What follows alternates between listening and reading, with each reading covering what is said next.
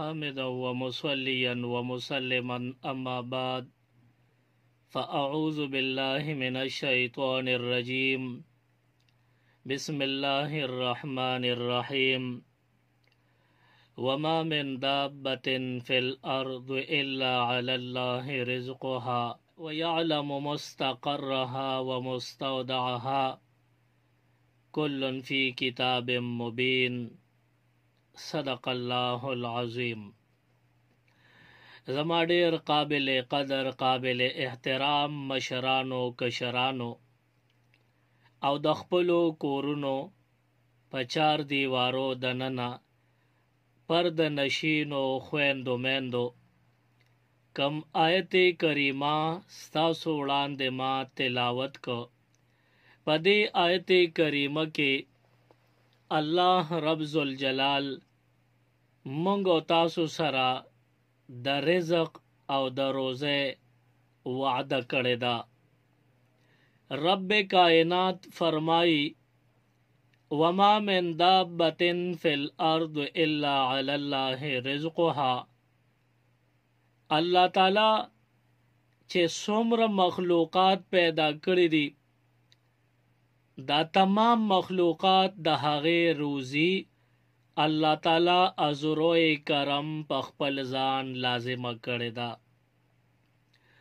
مونږ او تاسو د الله مخلوق یو او الله تعالی خپل مخلوقاتو ته بر وخت روزي ورکي چاته چې څومره حاجت او ضرورت ته اغوي ته اغمرا رزق او روزي رسي. بیا زمونږ او تاسو په الله تعالی باندې روزي الله تعالی په ځان په خپل لازمه کړې ده. داسې نه ده چې ګني الله تعالی باندې مونږ په زور لازمه کړې ده. مونږ کمزوري یو.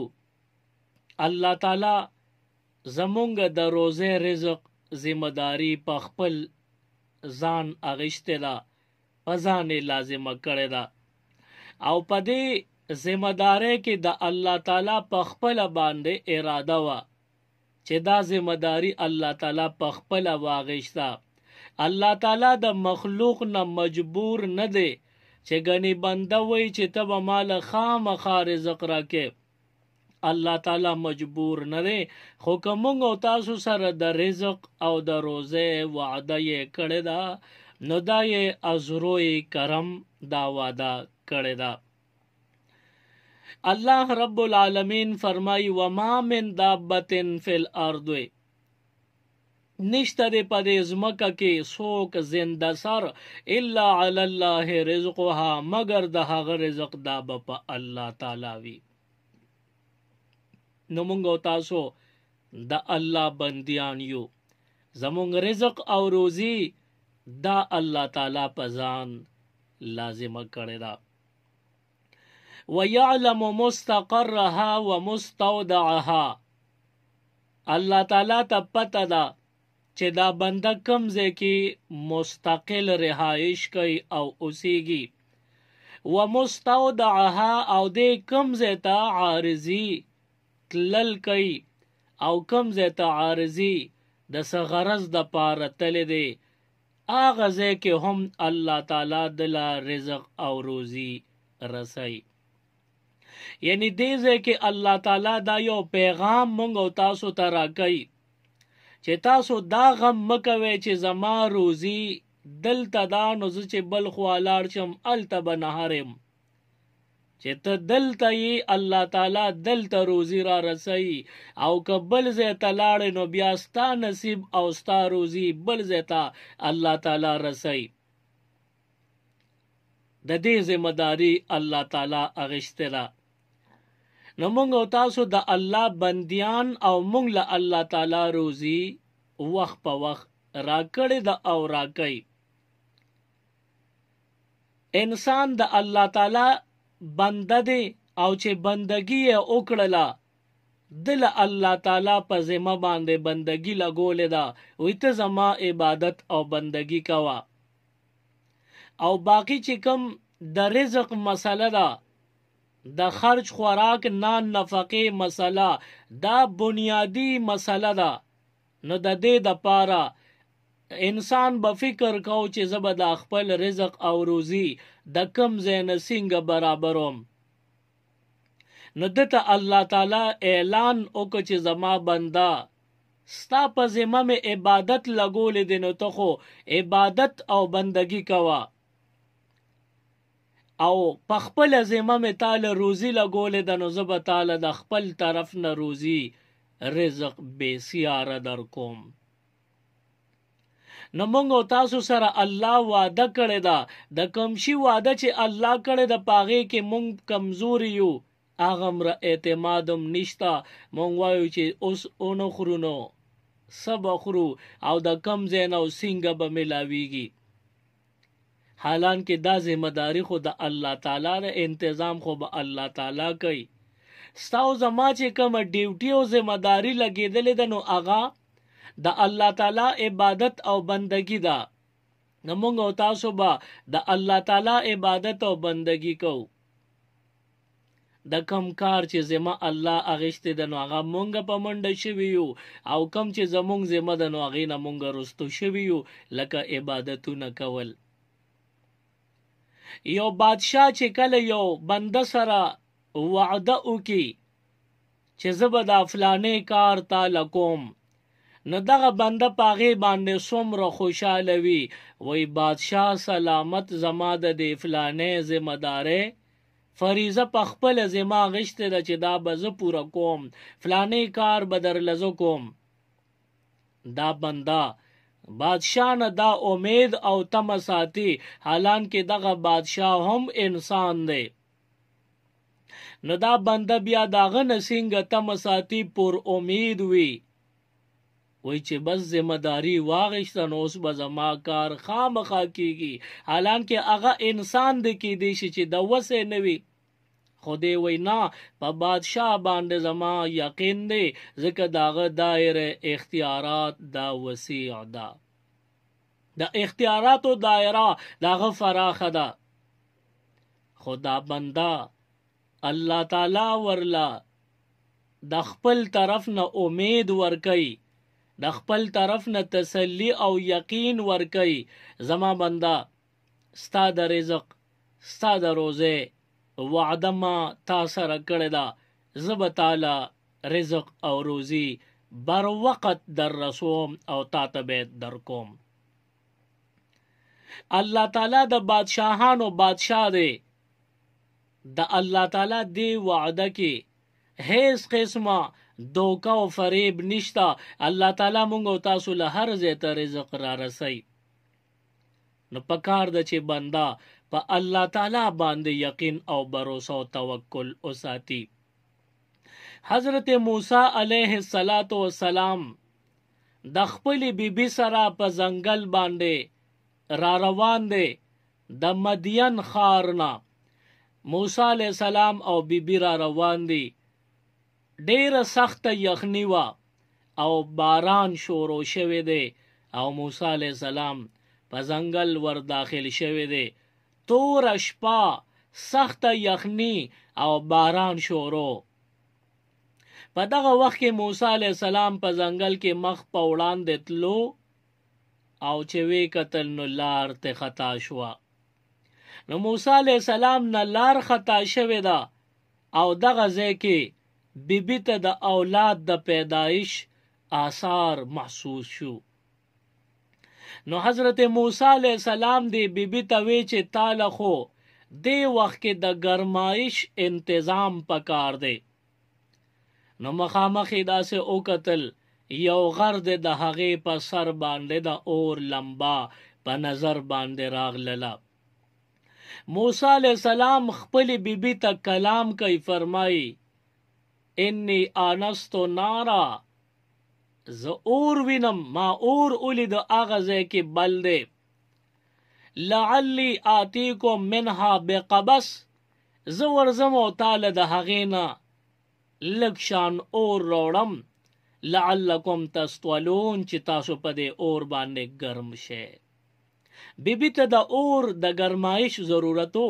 نو موسی علیہ السلام په منډه منډه د اور لمبې پسې روان دی چې هغه ځای نه لږ اور به راواخلم دلته به راوړم نو د بیبي حاجت به پې ضرورت به پې پوره شي. دغه وخت کې موسی علیہ السلام چې هغه سر ته وررسېدلی دی د غر په څوکه د بره نه آواز کېږي صدا لګي فخلع نعلیک موسی علیہ السلام پړې دی وباسا ته په یو پاک ځای مقدس ځای باندې ولاړې نو دا پړې وباسا. موسی علیہ السلام فوراً پیزار اوویستل او هغه د اور خواله چې ورغې نو آواز ورته وشو چې ته ما د نبوت دپاره خوښ کړې ته مې منتخب کړې تاله ما نبوت او پیغمبري درکړه او دا کم اور لمبې پسې راغلی نو دا د اور لمبه نه ده دا د نبوت نور او رڼا د تاله مې درکړه. موسی علیہ السلام ته الله تعالی بیا فرمایي چې اذهب الى فرعون انه طغى لاړ شه فرعون له سرکشه شوی دی سرکشي شروع کړې ده نو لاړ شه هغه ته زما پیغام وړاندې کا زما پیغام ور ورسوه. موسی علیہ السلام انکار نه کوي خو د الله تعالی نه تپوس کوي پروردګاره د غر نښکته په ځنګل کې زما بیبي ده یخنې خرابه کړې ده یخني کېږي او شپه د باران دی او د ماشوم د پیدایش آثار دي په دې وخت کې د هغې به څه کېږي نو الله تعالی ورته وایي چې د هغې چې کم فکر دی د هغې نه ته بېغمه شه. موسی علیہ السلام د الله نه تپوس کوي چې اول د بیبي خدمت له لاړ شم او کنه ستا څنګه فرمان دی چې د فرعون خواله لاړ شه نو الله تعالی ورته فرمایي چې اول فرعون دی د بیبي د ته بېغمه شه د دې انتظام زه کوم. بیا موسی علیہ السلام ته د تسلی دپاره الله تعالی او فرمایل وی دا مخې ته کم کاڼی پروت دی دې باندې په دې امسا گزار وکا. حضرت موسی علیہ السلام هغه کاڼي له امسا را خطا کړه او هغه کاڼي مات شو په هغې کې دننه دویم کاڼي راووته. الله تعالی فرمایي دې کاڼي له بیا دا امسا را خلاصه کا چې دا کاڼي بیا وو نو په هغې هغه اوچودو دننه پکې دریم کاڼي راووته. هغه دریم کاڼي په باره کې الله تعالی فرمایي موسی دا کاڼي مات کا نو موسی علیہ السلام وله امسا را خلاصه کړه هغه کاڼي په منځ اوچودو په هغه کاڼي کې دننه چینجی و او د هغه چینجي په خوله کې شنه پاڼه وه نو بس موسی علیہ السلام چې دا وکتل چې په دریو کاڼو کې دننه چینجي له الله تعالی زندگی او خوراک او شنه پاڼه ورکوي نو زما بیبیم د الله مخلوق دی د دې به د دې نه ښه انتظام وکړي. موسی علیہ السلام ډیر خوشحاله شو د بیبي فکر ختم شو مطمئن شو چې روانېدنو دی چینجي ته وکتل په دریو کاڼو کې دننه جمدې چینجي څوک پاتې کوي الله تعالی یې جمدې ساتي دله رزق څوک ورکوي الله تعالی یې ورکوي. نو موسی علیہ السلام چې ورته وکتل هغه چینجي خوله خوځېده څه ذکر یې کو.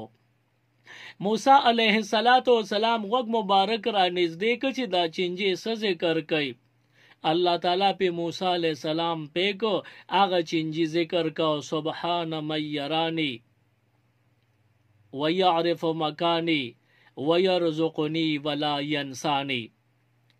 دغه چینجی ذکر کوي پاکی د هغه ذات لرا سبحان من یرانی پاکی د هغه ذات لرا چې ما ویني ویعرف مکانی او زما کورم ورته معلوم دی زما کور زیږي پیجنی ويرزقنی ولا ینسانی او پاکی د هغه بادشاه لرا چې ما رزق را کوي او ما ایرینا.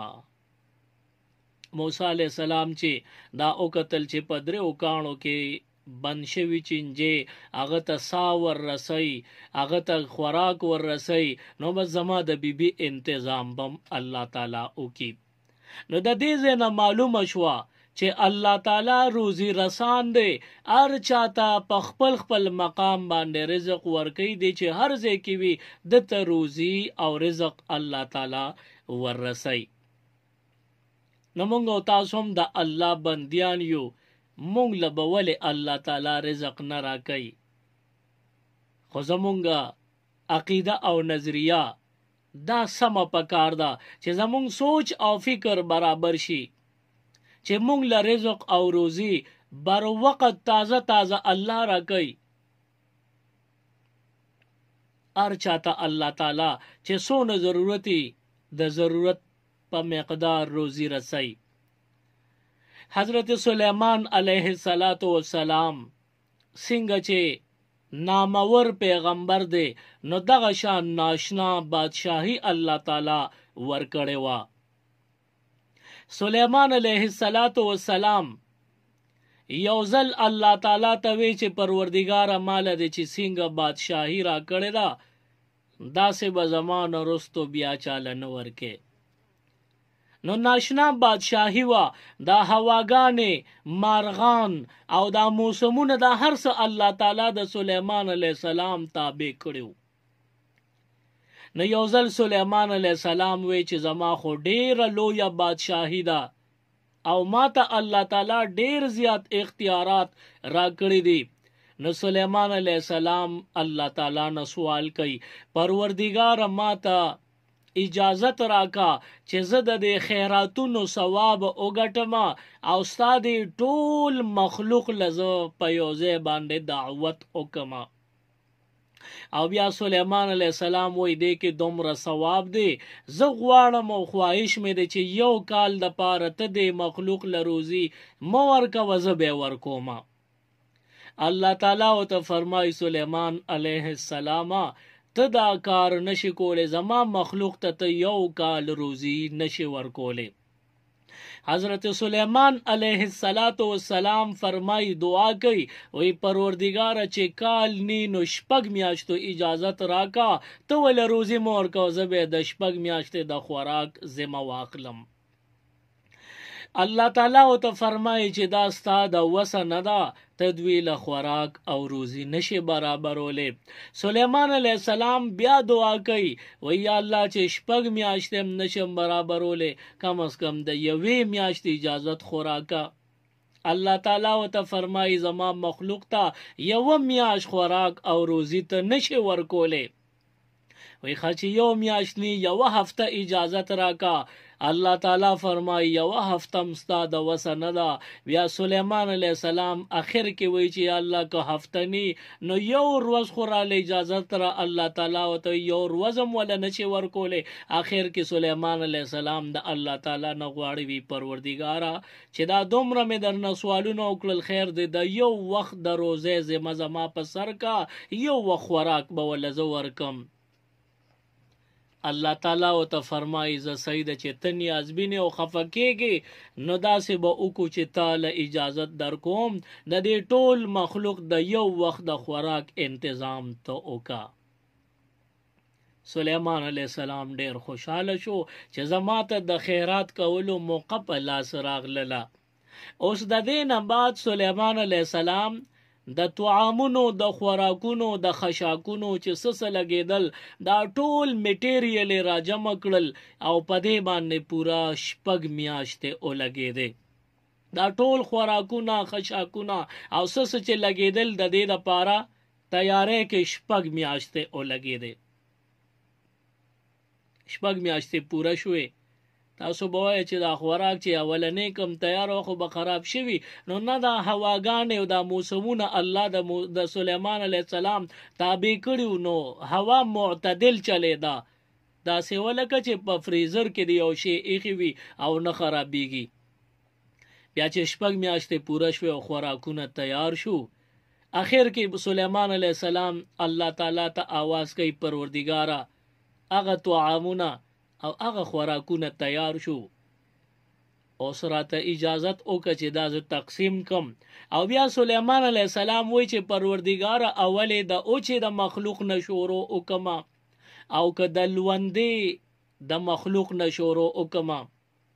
الله تعالی او ته فرمایي چې د اوچ مخلوق رستو کا اول به د دریابونو مخلوق مخکې کې سليمان عليه السلام پیریان او دیوانو ته حکم وکړ وی راشه دا طعامونه ټول پټول یو په یو را واخلې او د دریاب خواله راوړې بیا چې کله د دریاب په خوا باندې هغه ټول طعامونه کې خودلی شو هغه وخت کې سليمان عليه السلام د دریاب د مخلوق ته आवाज او دعوت ورکو وی اے د دریاب مخلوق ما تاسو ته نن دعوت کړی دی تاسو دعوت پما دی او تاسو راشه دا طعام اخره سليمان عليه السلام چې आवाज ولګاو دعوت ورکا غ دریاب نه یو لوی قبر پورته شو او سليمان عليه السلام ته وی چې کوم دی غ طعامونه نبی سليمان عليه السلام ته وی چې دلته راځه او دغه طعامونه دی راځه او ته خوراک شروع کا نبی سليمان عليه السلام هغه طعامونه څنګه په نخ کړل دغه لوی قبر هغه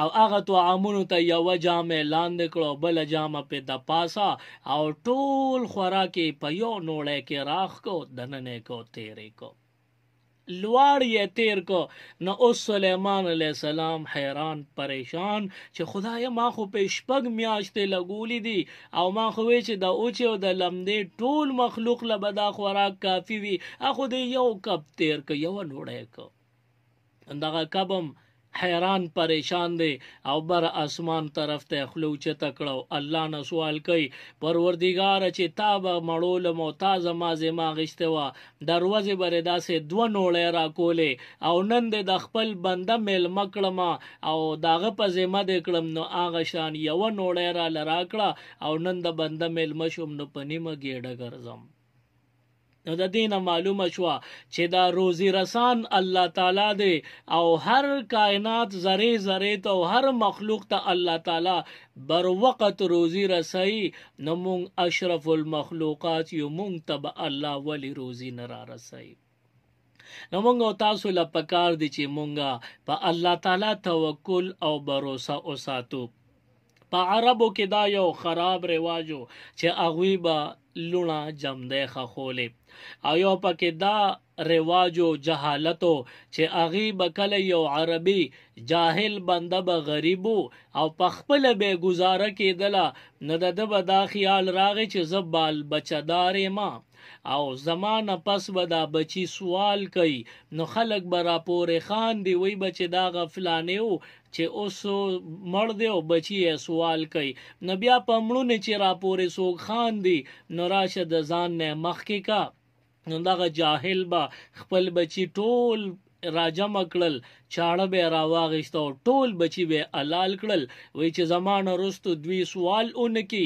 دی به فقیر او مسکین او غریب وي دی به سوال کوي نه هر به وی خلک به ما پورې ټوکی کوي خنداګانې به کوي الله تعالی د دغه جهالت جړل وسته دا او وی فرمای لا تقتلوا اولادکم موجن خپل اولاد تاسو ټول خپل اولاد وجنه ما نحنو نرزقهم و ایاکم مونږ الله تعالی فرمای مونږ د قصاصو اولاد ته روزي ورکو و ایاکم او تاسو تم رزق او روزي درکو نو خپل اولاد موجنه عربو بداسه کول دا جهالت باغوي کې وو الله تعالی حکم رو لګ چې اولاد به نه وجنه زه خو تعالی رزق در کوم استاد اولادم ز ذمہ دارم نو ته دا غم مکو دا انتظام الله تعالی کوي الله دې معافیو کې زمونږ پښتنو کې هغه رواج د خو صرف هغه شکل یې بدل لې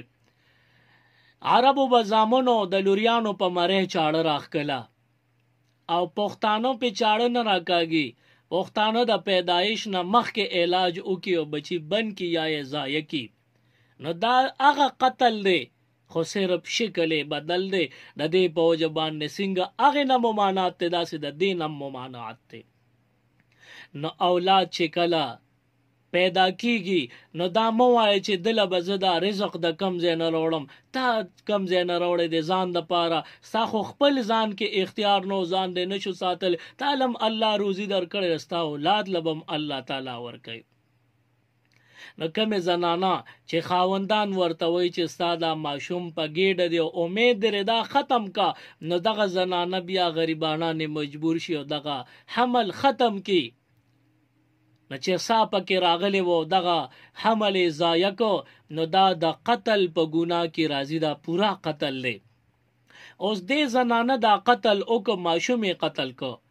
د دې ماشوم پلار هغه دا مور مجبوره کړه وی دا ضایع کا، نو دغه مورم قاتل او پلارم قاتل.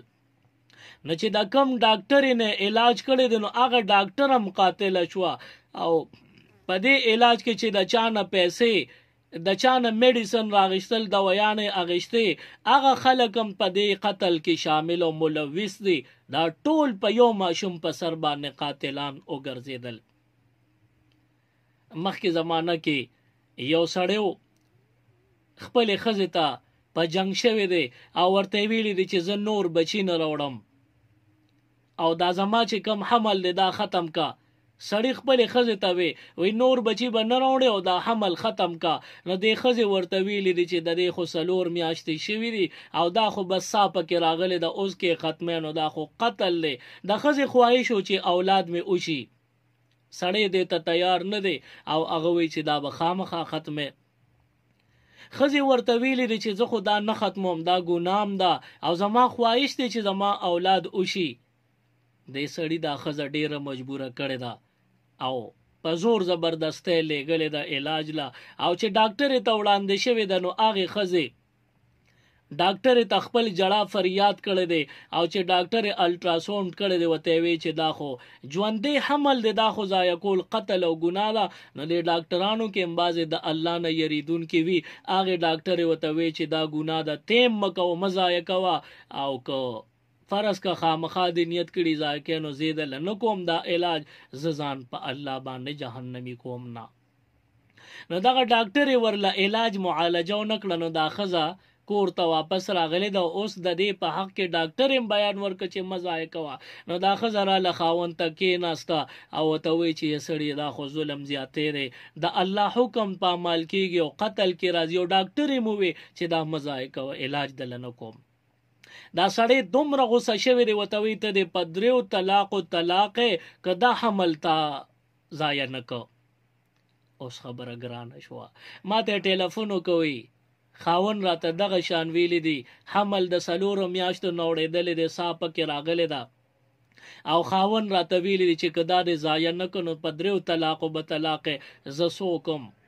که حمل نه ضایع کوم طلاق کېږي، کور وانېږي، او که طلاق وشو نو دا خو زه هر طرف نه راګیره یم، زه امتحان کې ګیره شم. وی څه وکړم؟